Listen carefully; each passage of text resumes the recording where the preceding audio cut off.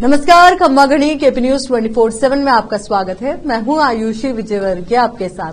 तो चलिए खबरों के सफर की शुरुआत करते हैं और सबसे पहले एक नजर हेडलाइंस पर।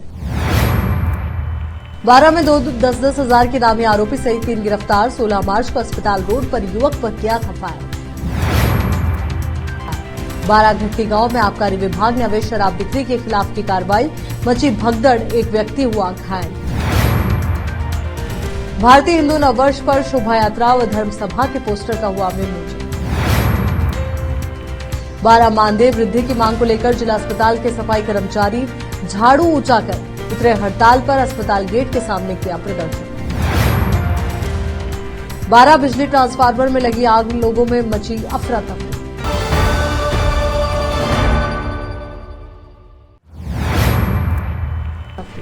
अब देखते हैं समाचार विस्तार से। 12 कोतवाली पुलिस ने पिछले दिनों 16 मार्च को अस्पताल रोड पर युवक को जान से मारने की नियत से फायर करने के आरोप में 2 10-10 हजार के नामी हिस्ट्री शीटर सहित 3 आरोपियों को गिरफ्तार किया है। जिला पुलिस अधीक्षक राजकुमार चौधरी ने बताया कि फरियादी 12 गोपाल कॉलोनी निवासी दिलीप प्रजापत ने रिपोर्ट दी थी कि 16 मार्च को कंगाली कुई के पास नाश्ता कर बालाजी नगर की ओर जा रहा था। पीछे से 3 बाइक सवार ने उस पर 2 फायर किए। एक फायर कान के पास से निकला, दूसरा हाथ की कोहनी को छूते हुए निकला।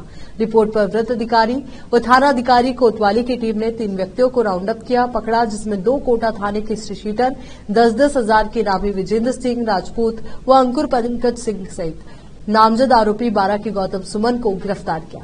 घटना में प्रयुक्त हथियार के बरामदगी का प्रयास किया जा रहा है। 12 से संवाददाता ब्रजेश यादव की रिपोर्ट। एक्शन किए त्वरित, किस तरह के बदमाश थे और क्या कुछ घटना के बारे में? हाँ, बिल्कुल आपका सही कहना है। 16 मार्च को सुबह की घटना है, जिसमें दिलीप प्रजापत नाम के एक व्यक्ति ने रिपोर्ट दर्ज करी कि वो अपने घर से नाश्ता करने के लिए बाहर निकला था और कंकाली कुएं पे नाश्ता करके और वो बालाजी नगर में किसी हलवाई के पास अपना उधार लेने के लिए जा रहा था। तो इसी दरमियान मोटरसाइकिल पे सवार 3 व्यक्ति आए और उसके ऊपर उन्होंने फायर किया। एक फायर उसके कान के पास से गुजरा और दूसरा उसने जब पीछे मुड़ के देखा तो दाहिनी कोहनी को छूते हुए निकला, जिसमें उसने गौतम माली और एक अन्य व्यक्ति को विजय पंकज के रूप में शिनाख्त किया। तो इस पर पुलिस ने त्वरित कार्रवाई की। हमारी टीम गठित हुई।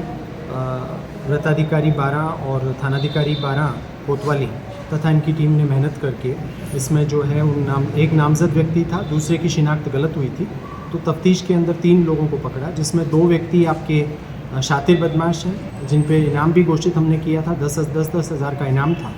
एक तो अनंतपुरा कोटा इलाके का और दूसरा महावीर नगर कोटा इलाके का जो है HS था। विजेंद्र अनंतपुरा से और विजेंद्र सिंह राजपूत, अंकुर पंकज जो है वो महावीर नगर के HS थे और एक अपने यहाँ का गौतम सुमन था।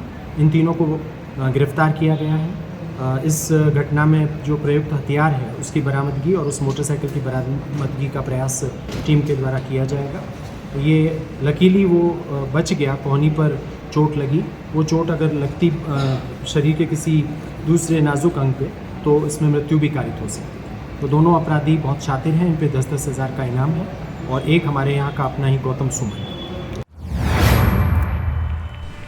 वशिष्ठ धोबी महासभा समिति कोटा के तत्वाधान में समाज का 24वां सामूहिक विवाह सम्मेलन 10 मई को thermal community hall thermal colony के सामने सकतपुरा कुन्हाड़ी कोटा में आयोजित किया जाएगा। सामूहिक विवाह सम्मेलन के अध्यक्ष श्याम दोहड़िया ने बताया, सम्मेलन के लिए गिरधरपुरा स्थित गणेश पाल मंदिर में दर्शन कर श्री गणेश जी को विवाह सम्मेलन का निमंत्रण पत्र दिया गया। वहीं समिति के पदाधिकारियों द्वारा सम्मेलन के पोस्टर का विमोचन भी किया गया।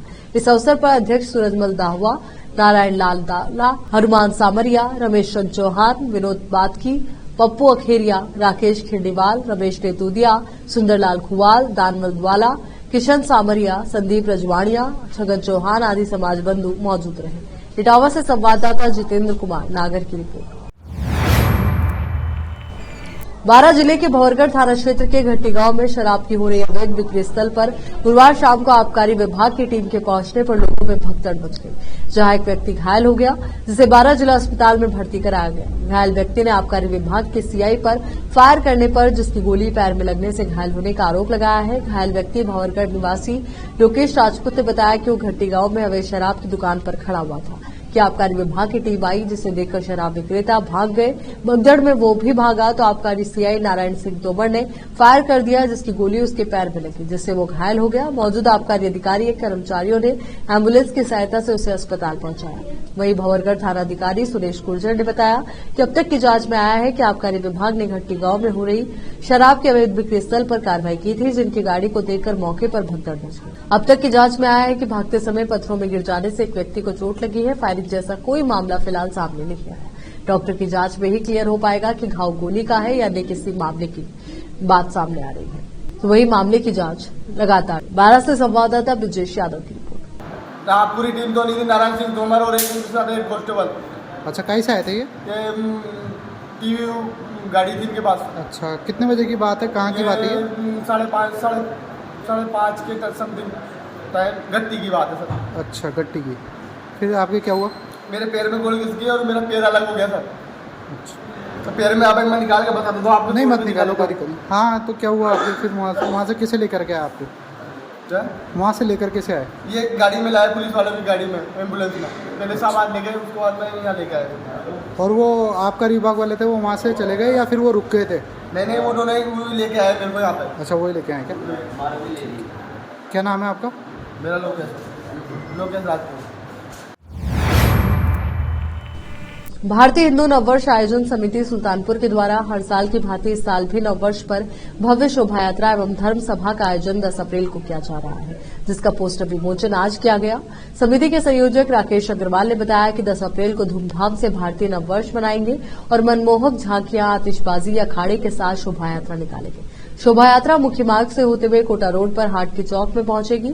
वहां पर विशाल धर्म सभा का आयोजन किया जाएगा, जिसमें मुख्य वक्ता हिंदू हृदय सम्राट, ओजस्वी वक्ता, श्रीमद् भागवत और श्री राम कथा की मर्मज्ञ साध्वी सरस्वती जी रहेंगी। पोस्टर विमोचन के अवसर पर समिति अध्यक्ष जगदीश खलबंडा, सह संयोजक रामेश्वर राठौड़, पवन शर्मा, मनोज धाकड़, कोषाध्यक्ष श्याम शर्मा, महावीर मीणा, शुभम मित्तल, राधेश्याम नागर सहित आदि कार्यकर्ता मौजूद रहे। इटावा से संवाददाता जितेंद्र कुमार नागर की रिपोर्ट। यहां रुक रहे एक छोटे से ब्रेक के लिए फौरन लौटे।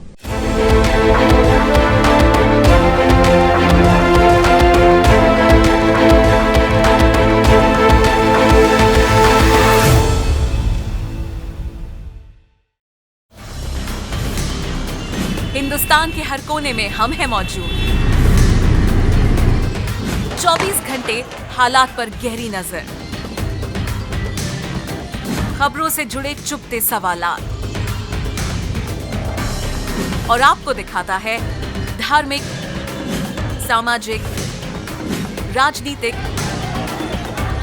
लोकल और इंटरनेशनल न्यूज की सबसे बेहतर कवरेज, जो आपको रखती है हर पल बाखबर। देश और दुनिया भर की खबर के लिए देखते रहें केपी न्यूज 24/7। ब्रेक के बाद एक बार फिर से आपका स्वागत है। 12 के शहीद राजमल मीणा जिला अस्पताल में कार्यरत सफाई कर्मचारी अपना वेतन बढ़ाने की मांग करते हुए शुक्रवार से कार्य का बहिष्कार कर झाड़ू ऊंचा कर हड़ताल पर उतर आए। कर्मचारियों द्वारा सफाई कार्य का बहिष्कार करने से एक ही दिन में जिला अस्पताल में व्यवस्था बिगड़ गई।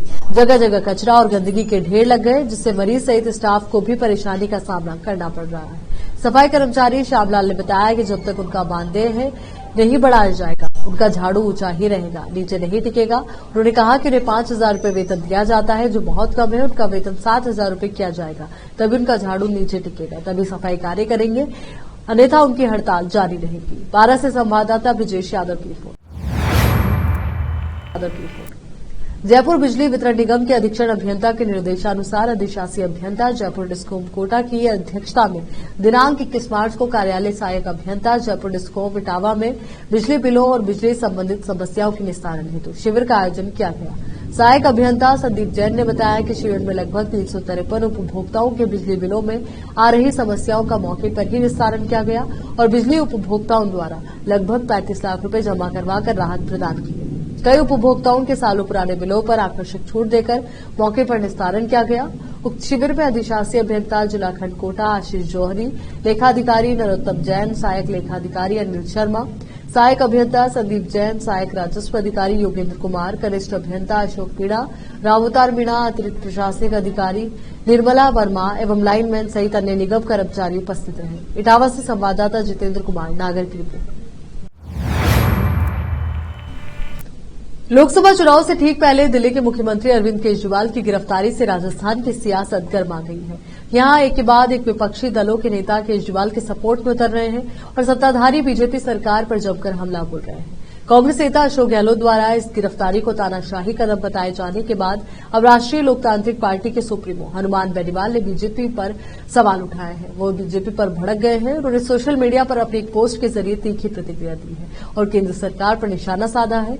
हनुमान बेनीवाल ने एक्स पर लिखा, विश्व के सबसे बड़े लोकतांत्रिक देश का नेतृत्व करने वाली सरकार द्वारा दिल्ली के मुख्यमंत्री अरविंद केजरीवाल की गिरफ्तारी करवाना ये इंगित कर रहा है कि आने वाले लोकसभा के आम चुनाव से पहले केंद्र सरकार ईडी, इनकम टैक्स और अन्य स्वतंत्र संस्थाओं का जमकर दुरुपयोग करने वाली है, जैसा कि वो विगत 2-3 सालों से करती आ रही है।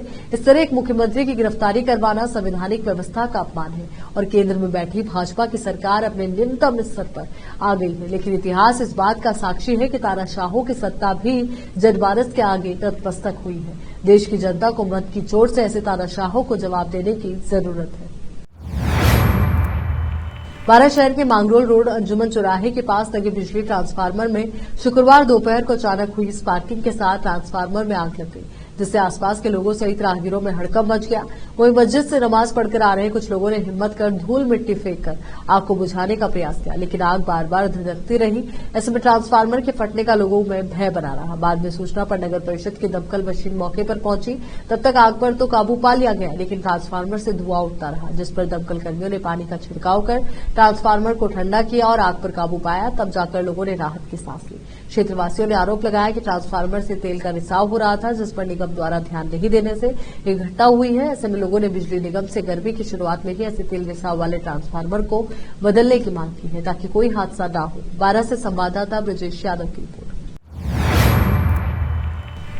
लोकसभा चुनाव से ठीक पहले आयकर विभाग ने कांग्रेस पार्टी के सभी बैंक खाते फ्रीज कर दिए हैं, जिसके कारण अब कोई भी लेन देन नहीं किया जा सकता।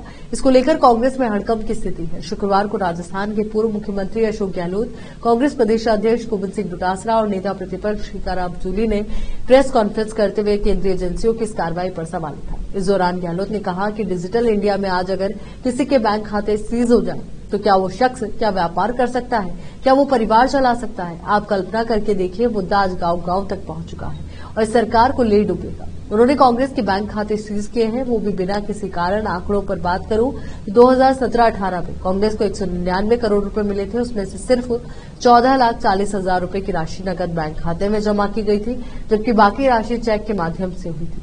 गहलोत ने बताया कि पहले कानून था कि आप सिर्फ 20,000 रुपए तक ही किसी पॉलिटिकल पार्टी को पैसा दे सकते हैं, लेकिन बाद में इस कानून को बदलकर नगद राशि दान करने की लिमिट मात्र 2,000 रुपए कर दी गई। ऐसे में बहुत लोगों तक ये जानकारी नहीं पहुंची, इसलिए कांग्रेस के खातों में 14,40,000 रुपए नकद जमा हो गए, जो नए नियम के कैश लिमिट से ज्यादा थे। इसी के चलते बीजेपी ने कांग्रेस के बैंक खाते में जमा 285 करोड़ रुपए फ्रीज करा दिए। उस खाते में यूथ कांग्रेस के भी पैसे थे, एनएसयूआई के भी थे और हम लोगों के भी थे। इस पैसे को फ्रीज करके इनकम टैक्स ने क्राइम किया है। चलिए एक बार फिर से नजर डालते हैं हेडलाइंस पर। 12 में 10-10 हजार के नामी आरोपी सहित 3 गिरफ्तार। 16 मार्च को अस्पताल रोड पर युवक पर किया था फायर। 12 घट्टी गांव में आबकारी विभाग ने अवैध शराब बिक्री के खिलाफ की कार्रवाई। मची भगदड़, एक व्यक्ति हुआ घायल। भारतीय हिंदू नववर्ष पर शोभा यात्रा व धर्म सभा के पोस्टर का हुआ विमोचन। 12 मानदेय वृद्धि की मांग को लेकर जिला अस्पताल के सफाई कर्मचारी झाड़ू ऊंचा कर उतरे हड़ताल पर। अस्पताल गेट के सामने किया प्रदर्शन। 12 बिजली ट्रांसफार्मर में लगी आग, लोगों में मची अफरा तफरी। केपी न्यूज के राजस्थान बुलेटिन में फिलहाल के लिए इतना ही। देश और दुनिया से जुड़ी तमाम ताजा खबरों के लिए आप बने रहिए केपी न्यूज 24/7 के साथ। धन्यवाद।